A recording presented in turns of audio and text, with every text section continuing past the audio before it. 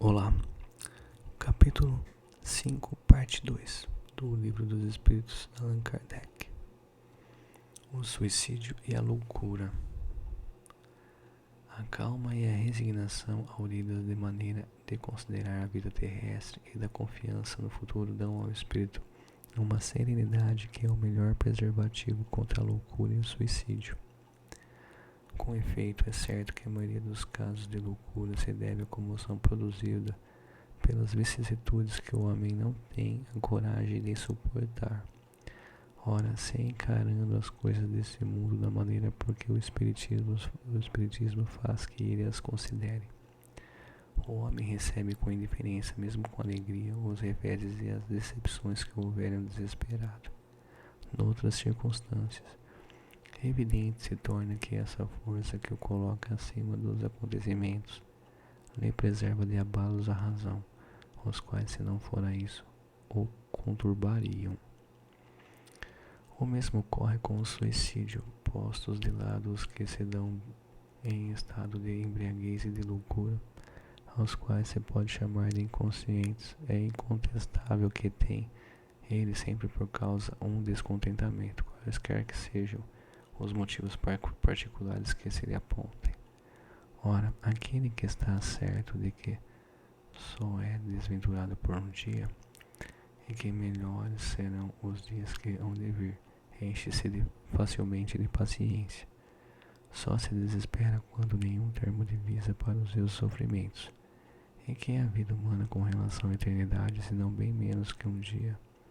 Mas para o que não crê na eternidade, julga que com a vida tudo se acaba. Seus infortúnios e as aflições os acabulham unicamente na morte.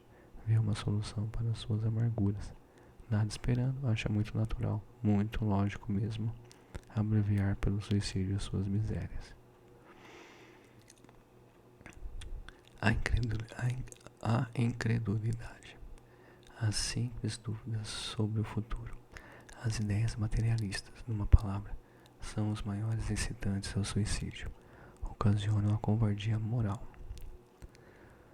Quando homens de ciência, apoiados na autoridade do seu saber, se esforçam por provar aos que os ouvem ou leem que estes nada têm a esperar depois da morte, não estão de fato levando-os a deduzir que, se são desgraçados, coisa melhor não lhes resta senão se matarem? Que lhes poderiam dizer para desviá-los dessa consequência? Que compensação lhes pode oferecer? Que esperança lhes pode dar? Nenhuma, a não ser o nada. Daí se deve concluir que, se o nada é o único remédio heróico, a única perspectiva, mais vale buscá-lo imediatamente e não mais tarde para sofrer por menos tempo. A propagação das doutrinas materialistas é, pois, o veneno que inocula a ideia do suicídio na maioria dos que suicidam. E os que se constituem apóstolos de semelhantes doutrinas assumem tremenda responsabilidade.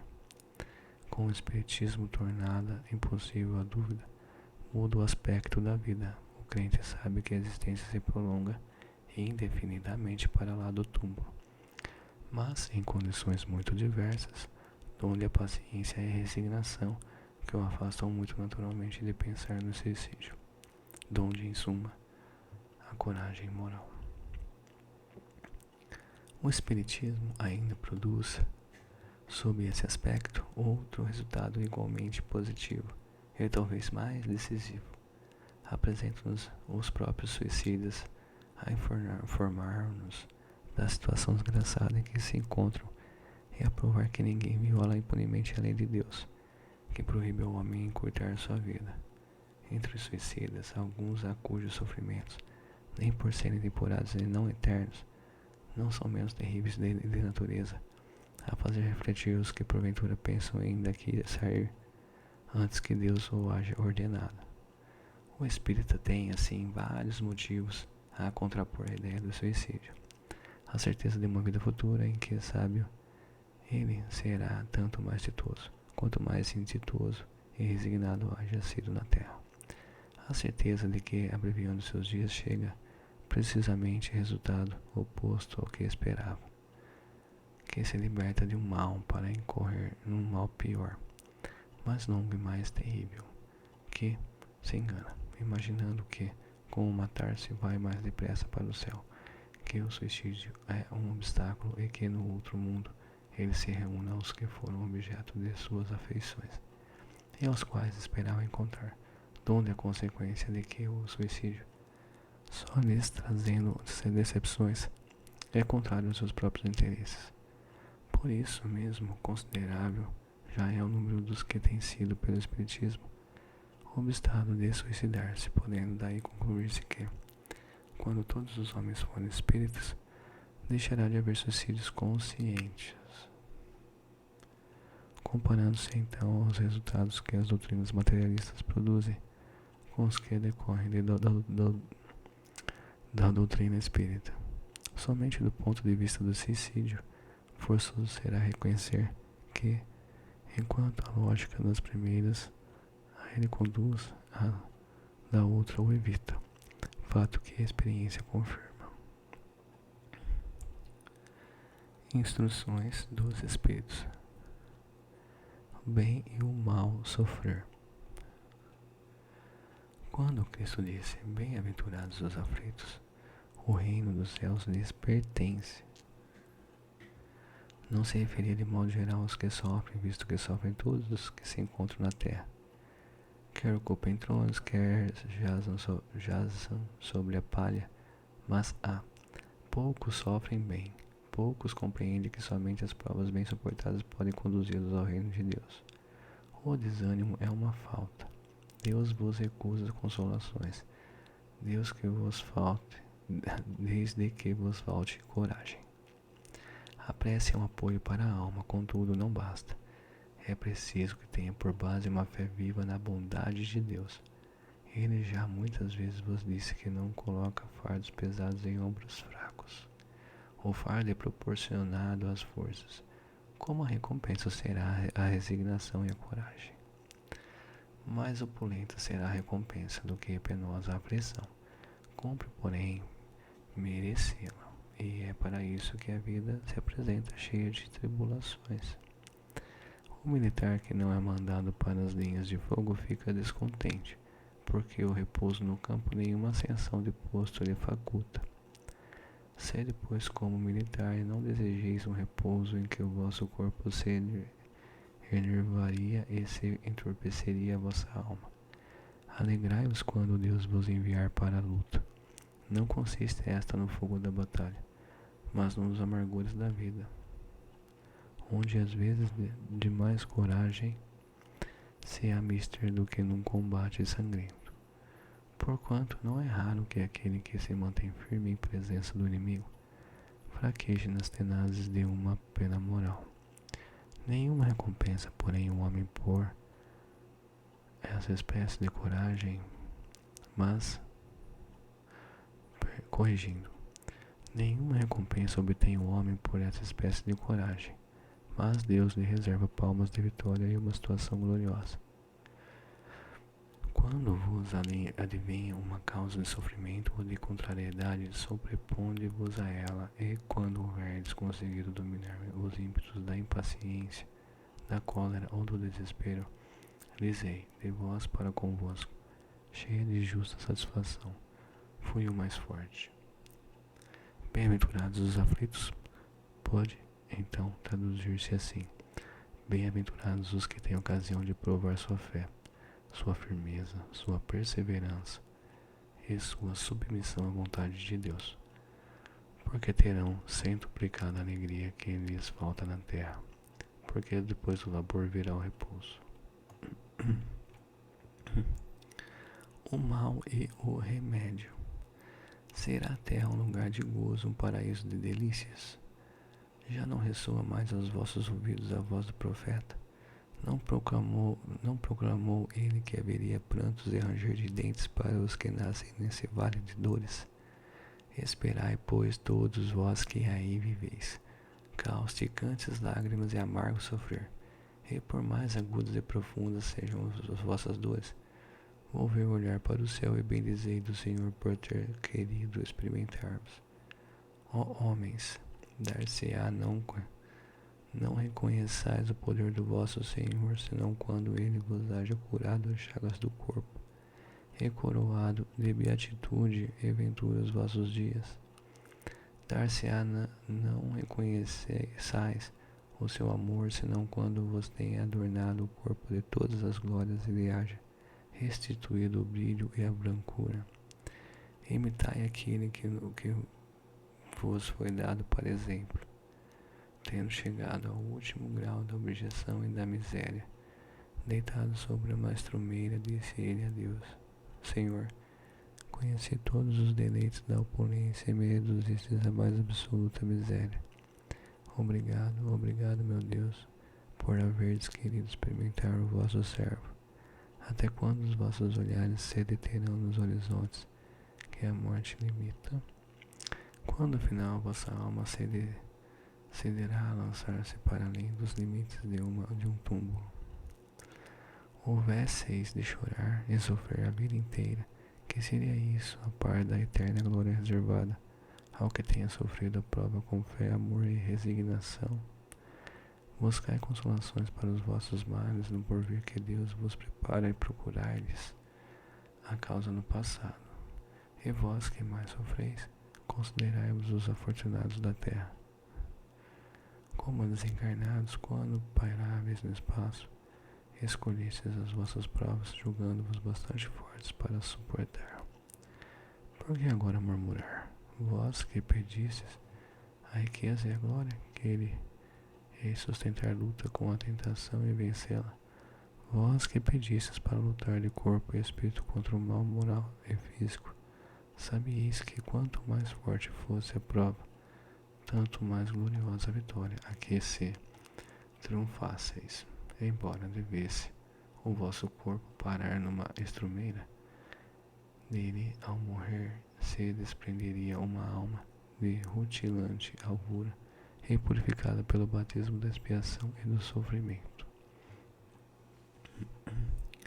Que remédio então prescrever aos atacados de obsessões cruéis e de cruciantes males? Só um é infalível: a fé, o apelo ao céu, sendo a maior acerbidade dos vossos sofrimentos, entoardes hinos ao Senhor.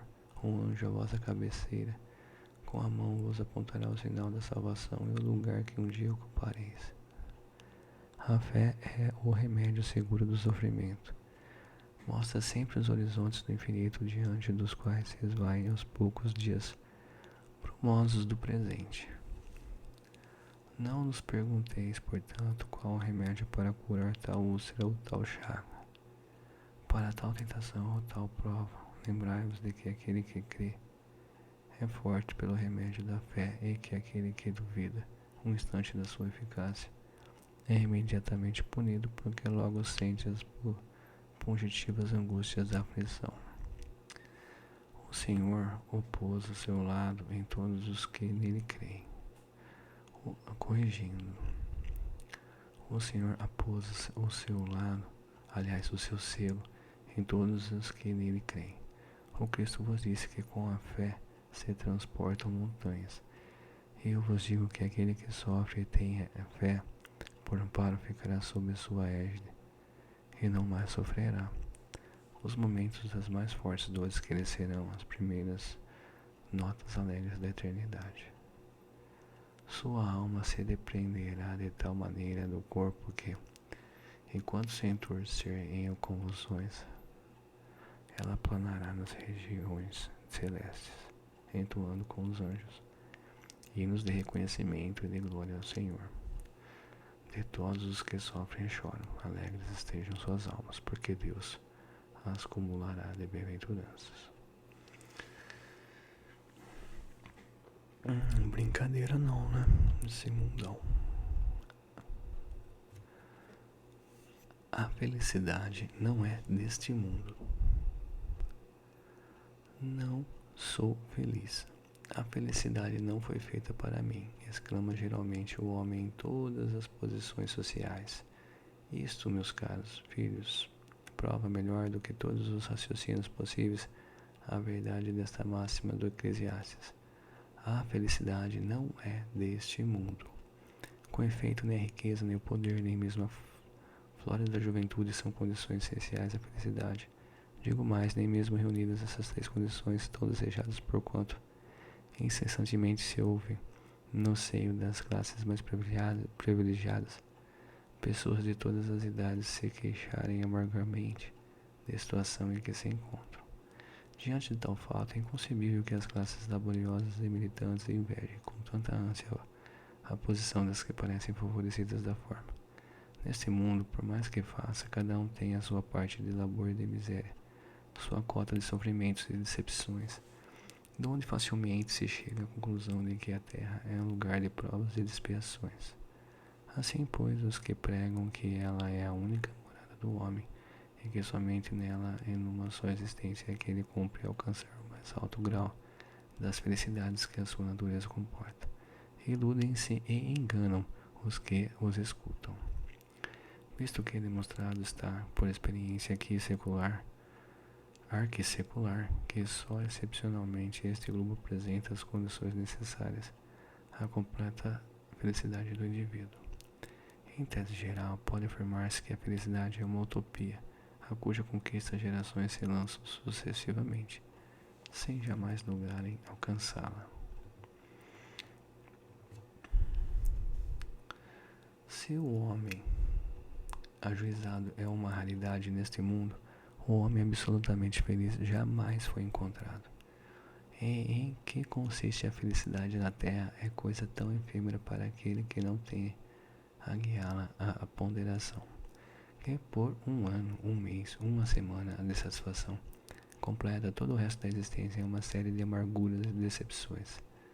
E notai, meus caros filhos, que falo dos venturosos da terra, dos que são invejados pela multidão. Conseguintemente, se a morada terrena são peculiares as provas e a expiação, forçoso é se admita que augures moradas a mais favorecidas, onde o espírito, conquanto aprisionado ainda numa carne material, corrigindo, e onde o espírito, conquanto aprisionado ainda numa carne material, possui em toda a plenitude os gozos inerentes à vida humana. Tal a razão porque Deus semeou no vosso turbilhão esses belos planetas superiores para os quais os vossos esforços e as vossas tendências vos farão gravitar um dia, quando vos achardes suficientemente purificados e aperfeiçoados. Todavia, não deduzais das minhas palavras que a terra esteja destinada para sempre a ser uma penitenciária. Não, certamente.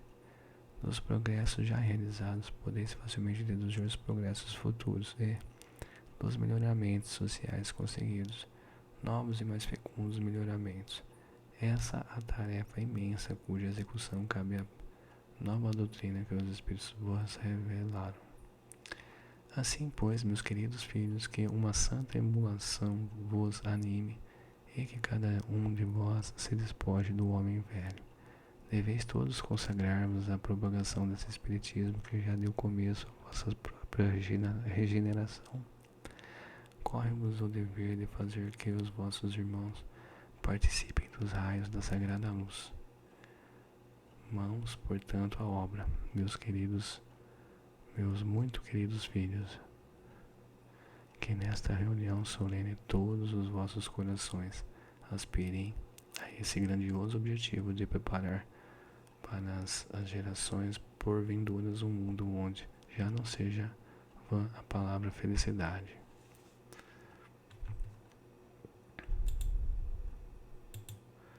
Bom, eu vou encerrar aqui essa segunda parte do capítulo 5 e vou fazer a terceira e última parte, então, para não ficar muito grande esse vídeo. Ok? Vou encerrando aqui até a próxima parte.